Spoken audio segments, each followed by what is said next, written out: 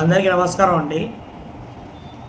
ఈరోజు నారా భువనేశ్వరి గారు ఒక మీటింగ్లో మాట్లాడుతూ చెప్తున్నారు, రాజశేఖర్ రెడ్డి గారు అనౌన్స్ చేయకంటే ముందలే కొంతమంది మనం ఉచిత కరెంట్ ఇవ్వాలి ప్రజలకి అని. నేను ఇవ్వనన్నారు ఈయన.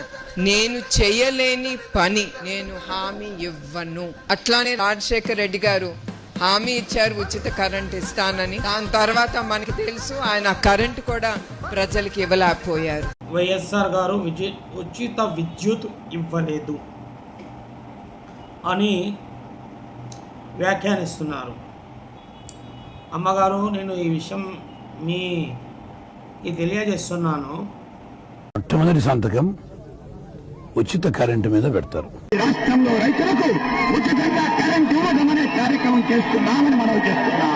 సవినయంగా ఇప్పుడే మీ సమక్షంలో వైఎస్ రాజశేఖర రెడ్డి గారు ఎన్నికల హామీల్లో ఉచిత విద్యుత్ ఇస్తానని చెప్తే ఆ రోజు ప్రతిపక్ష నాయకుడుగా ఉన్న వైఎస్ఆర్ మోడల్ని అవహేళన చేస్తూ చంద్రబాబు నాయుడు గారు ఏమన్నారంటే, ఉచిత విద్యుత్ ఇస్తే ఆ తీగల మీద బట్టలారేసుకోవాల్సిందే, అందులో కరెంట్ ఉండదు అని చెప్పారు. కానీ ప్రజలు నమ్మారు,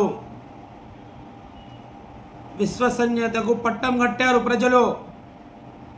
ఆ ఎన్నికల్లో ప్రజా తీర్పు వైఎస్ రాజశేఖర రెడ్డి గారిది అయింది.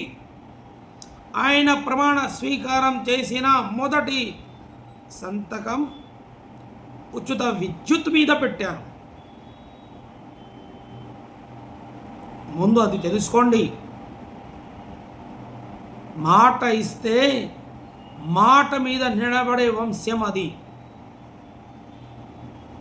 మడమ తిప్పే మనిషి కాదు ఆయన.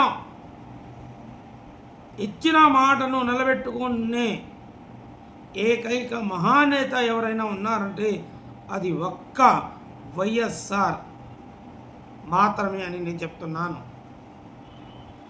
అది తెలుసుకోండి మీరు. మొదటి సంతకం ఆయన ఉచిత విద్యుత్ మీద పెట్టారు. రైతుల కలలను సాకారం చేశారు. రైతులు పడుతున్న కష్టాలను తమ పాదయాత్ర ద్వారా చూసి వాళ్ళకు కావాల్సింది గిట్టుబాటు ధర కన్నా కూడా రైతు చేతి ముద్ద నోటులో సంతోషంగా వెళ్ళే రోజు వాళ్ళకు కావాల్సింది ఉచిత విద్యుత్ అని గ్రహించిన ఆ నేత మొదటి సంతకంగా ఉచిత విద్యుత్ మీద పెట్టారు.